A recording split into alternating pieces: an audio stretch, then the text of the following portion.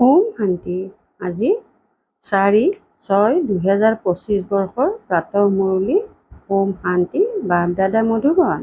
আজি বাবাই কৈছে, মৰমৰ সন্তানসকল, তোমালোক এতিয়া শ্ৰীমতত শান্তিৰ শিখৰলৈ যোৱা। তোমালোকে পিতাৰ পৰা শান্তিৰ উত্তৰাধিকাৰ লাভ কৰা। শান্তিত সকলো আহি যায়। প্ৰশ্ন, নতুন সৃষ্টি স্থাপনাৰ মুখ্য আধাৰ কি? উত্তৰ, পবিত্ৰতা।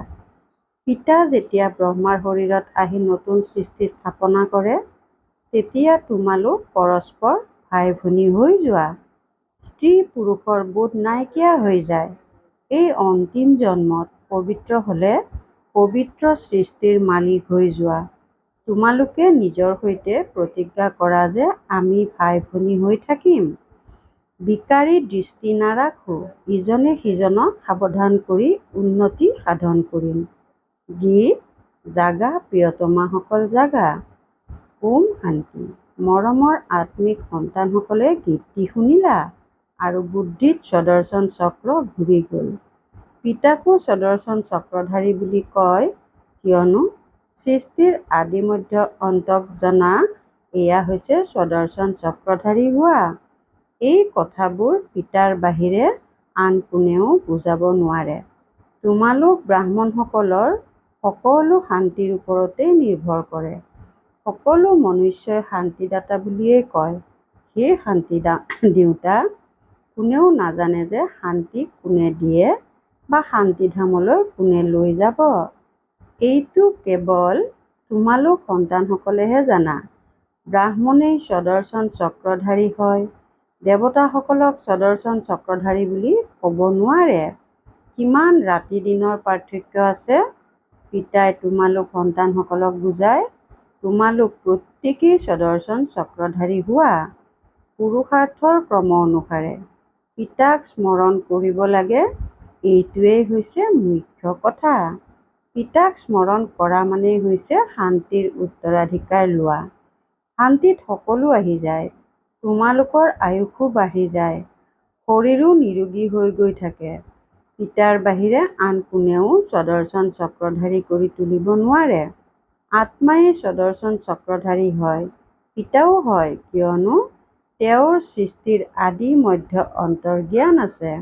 গীতটিও শুনিলা যে এতিয়া নতুন সৃষ্টি স্থাপনা হৈ আছে। গীতটিতো মনুষ্যই ৰচনা কৰিছে। পিতাই বহি সাৰ বুজায়। তেওঁ হৈছে সকলো আত্মাৰ পিতা। গতিকে সকলো আত্মা পৰস্পৰ ভাই ভাই হৈ যায়। পিতাই যেতিয়া নতুন সৃষ্টি ৰচনা কৰে, তেতিয়া প্ৰজাপিতা ব্ৰহ্মাৰ দ্বাৰা তোমালোক ভাই ভনী হোৱা। প্ৰত্যেকেই ব্ৰহ্মা কুমাৰ কুমাৰী হয়। এইটো বুদ্ধিত থাকিলে স্ত্ৰী পুৰুষৰ বোধ নাইকিয়া হৈ যায়।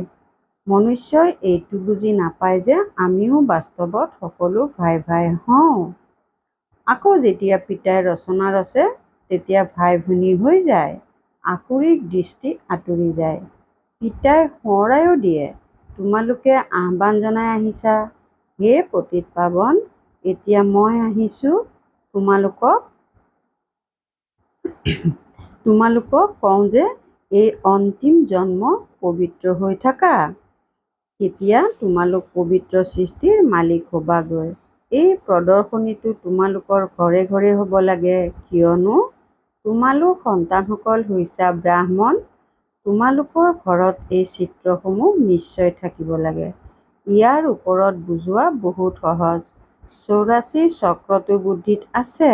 বাৰু, তোমালোকক এগৰাকী ব্ৰাহ্মণী অৰ্থাৎ শিক্ষক দি দিম। তেওঁ আহি সেৱা কৰি যাব।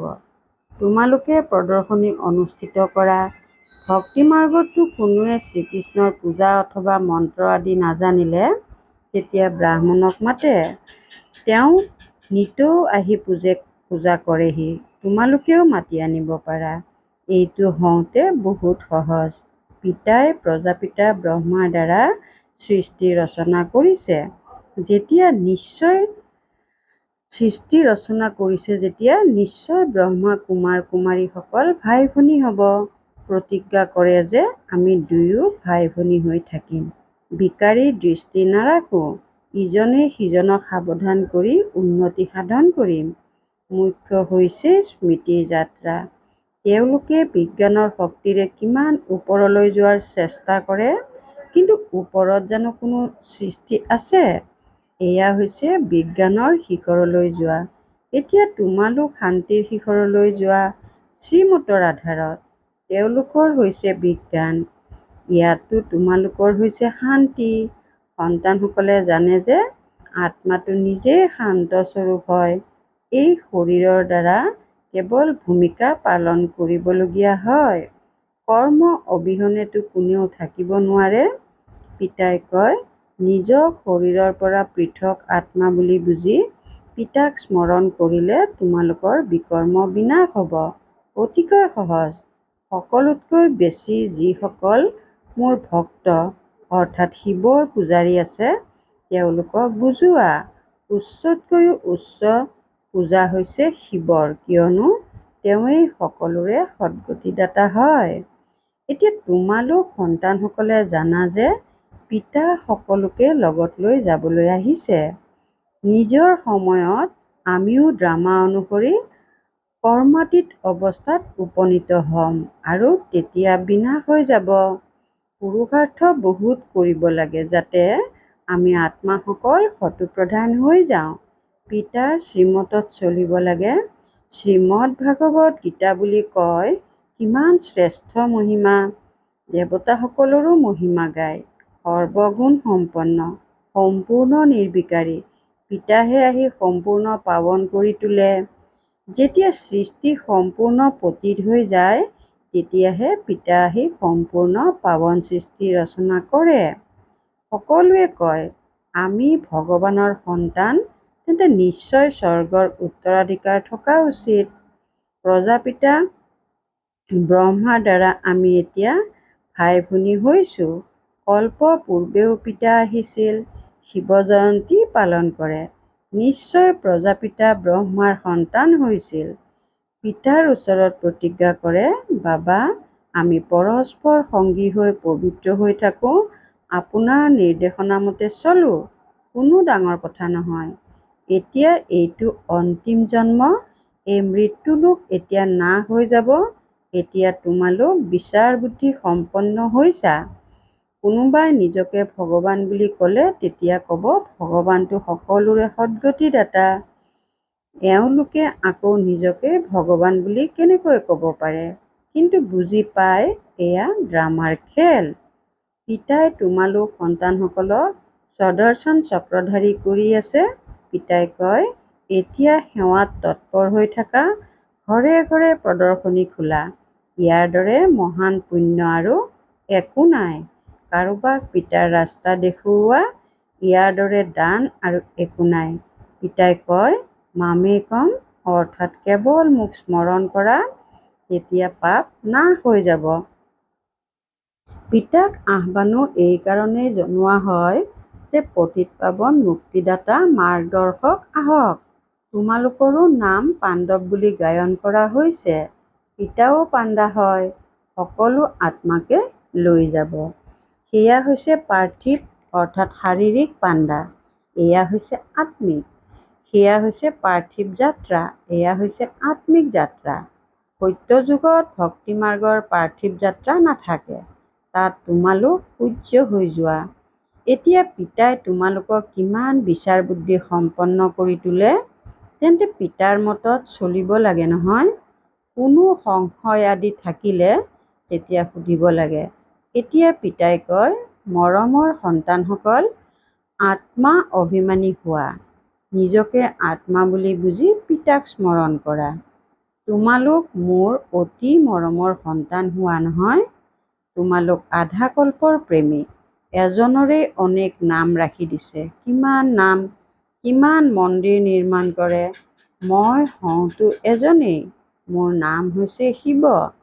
মই ৫,০০০ বছৰ পূৰ্বে ভাৰতলৈকে আহিছিলোঁ। সন্তানসকলক তুলি লৈছিলোঁ। এতিয়াও তুলি আছোঁ। ব্ৰহ্মাৰ সন্তান হোৱা হেতুকে তোমালোক নাতি নাতিনী হৈ গ'লা। ইয়াত উত্তৰাধিকাৰ আত্মাসকলেই পায়। এই ক্ষেত্ৰত ভাই ভনীৰ প্ৰশ্ন উদয় হ'ব নোৱাৰে। আত্মাইহে পঢ়ে, উত্তৰাধিকাৰ লয়, সকলোৰে অধিকাৰ আছে। তোমালোক সন্তানসকলে এই পুৰণি সৃষ্টিত যি কিছু দেখিছা হওক, এই সকলোবোৰ বিনাশ হৈ যাব। যথাযথ মহাভাৰতৰ যুদ্ধও হয়। বেহদৰ পিতাই বেহদৰ উত্তৰাধিকাৰ দি আছে, বেহদৰ জ্ঞান শুনাই আছে, গতিকে ত্যাগো বেহদৰ কৰিব লাগে। তোমালোকে জানা, কল্প পূৰ্বেও পিতাই ৰাজযোগ শিকাইছিল, ৰাজস্ব অশ্বমেধ যজ্ঞ ৰচনা কৰিছিল। আকৌ ৰাজত্ব কৰিবলৈ সত্যযুগী নতুন সৃষ্টি নিশ্চয় লাগে। পুৰণি সৃষ্টিৰ বিনাশো হৈছিল। ৫,০০০ বছৰৰ কথা নহয় জানো? এয়াই যুদ্ধ হৈছিল, যাৰ দ্বাৰা দুৱাৰ মুকলি হৈছিল। ফলকতো লিখি দিয়া স্বৰ্গৰ দ্বাৰ কেনেকৈ মুকলি হৈ আছে, আহি বুজক। তোমালোকে বুজাব নোৱাৰিলে আনক মাতি আনিব পাৰা, তেতিয়া লাহে লাহে বৃদ্ধি হৈ গৈ থাকিব। তোমালোক প্ৰজাপিতা ব্ৰহ্মাৰ সন্তান, কিমান অনেক ব্ৰাহ্মণ ব্ৰাহ্মণী আছা। উত্তৰাধিকাৰ পোৱা যায় শিৱ বাবাৰ পৰা, তেওঁৱেই সকলোৰে পিতা। বুদ্ধিত এইটো স্মৃতিটো ভালকৈ থাকিব লাগে যে আমি ব্ৰাহ্মণৰ পৰা দেৱতা হওঁগৈ। আমিয়েই দেৱতা আছিলোঁ, আকৌ চক্ৰ পৰিক্ৰমা লগালোঁ। আমি এতিয়া ব্ৰাহ্মণ হৈছোঁ, আকৌ বিষ্ণুপুৰীলৈ যাম। জ্ঞান হওঁতে বহুত সহজ, কিন্তু কৌটিৰ মাজত কোনোবাহে ওলায়। প্ৰদৰ্শনীত কিমান অনেক আহে, কাৎচিতহে কোনোবা ওলায়। কোনোৱেতো কেৱল মহিমা কৰে যে বহুত ভাল, আমি আহিম। কোনোবা বিৰলজনেহে ৭ দিনৰ পাঠ্যক্ৰমত অংশ লয়। এতিয়া ৭ দিনৰ কথাটিও কি? গীতা পাঠো ৭ দিনৰ বাবেই ৰাখে। ৭ দিন তোমালোকো ভাতৃত থাকিব লাগে। নিজক আত্মা বুলি বুজি পিতাক স্মৰণ কৰিলে গোটেই ময়লা আঁতৰি যাব। আধা কল্পৰ লেতেৰা বেমাৰ হৈছে দেহ অভিমানৰ, সেয়া আঁতৰাব লাগে। আত্মা অভিমানী হ'ব লাগে। ৭ দিনৰ পাঠ্যক্ৰমত বহুত দীঘলীয়া হয় জানো? কাৰোবাৰ ছেকেণ্ডত তীৰ লাগি যাব পাৰে, অৰ্থাৎ জ্ঞানৰ দ্বাৰা প্ৰভাৱিত হ'ব পাৰে। পলমকৈ অহাসকল আগত যাব পাৰে, ক'ব আমি দৌৰি গৈ পিতাৰ পৰা উত্তৰাধিকাৰ লৈয়েই ল'ম। বহুতেতো পুৰণাসকলতকৈও তীব্ৰ বেগেৰে আগবাঢ়ি যায়, কিয়নো ভাল ভাল সাৰ কথা তৈয়াৰ কৰি থোৱা বস্তু অৰ্থাৎ জ্ঞানৰ সাধন প্ৰাপ্ত কৰে। প্ৰদৰ্শনী আদিত বুজাবলৈ কিমান সহজ।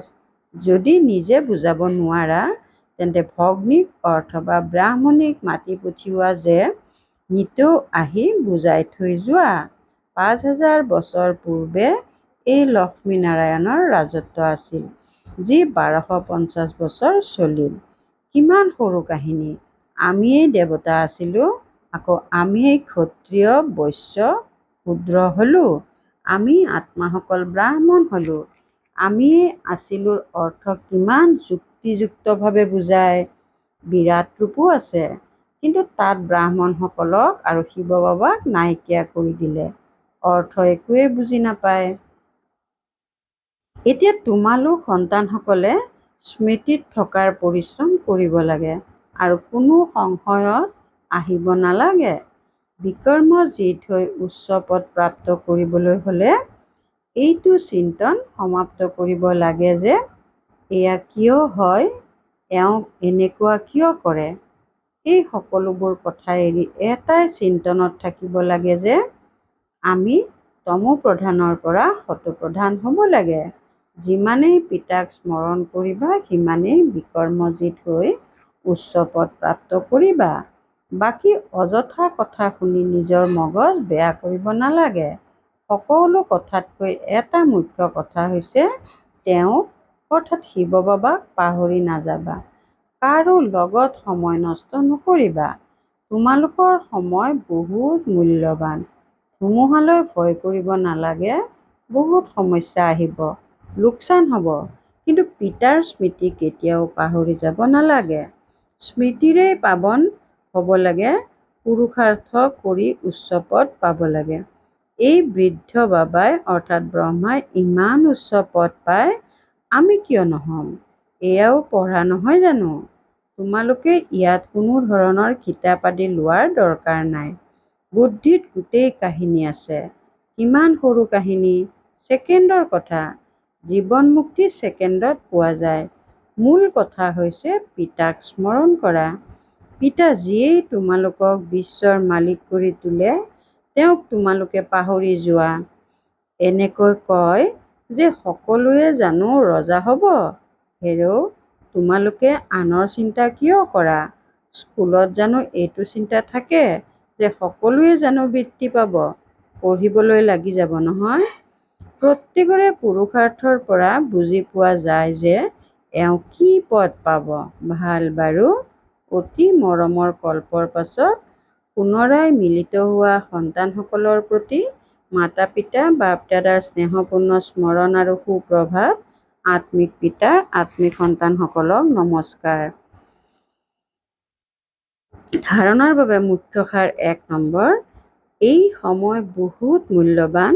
ইয়াক অদৰকাৰী কথাত নষ্ট কৰিব নালাগে। যিমানেই ধুমুহা নাহক, লোকচান নহওক, পিতাৰ স্মৃতিত থাকিব লাগে। ২ নম্বৰ। তমো প্ৰধানৰ পৰা সতো প্ৰধান হোৱাৰহে চিন্তন কৰিব লাগে। অন্য কোনো চিন্তন যাতে নচলে। আমিয়েই আছিলোঁ, আমিয়েই হ'মগৈ। এই সৰু কাহিনীটো বহুত যুক্তিৰে বুজিব লাগে আৰু আনকো বুজাব লাগে। বৰদান: মগন অৱস্থাৰ অনুভৱেৰে মায়াক নিজৰ ভক্ত কৰি দিওঁতা মায়াজিত হোৱা। মগন অৱস্থাৰ অনুভৱেৰে মায়াক নিজৰ ভক্ত কৰি দিওঁতা মায়াজিত হোৱা।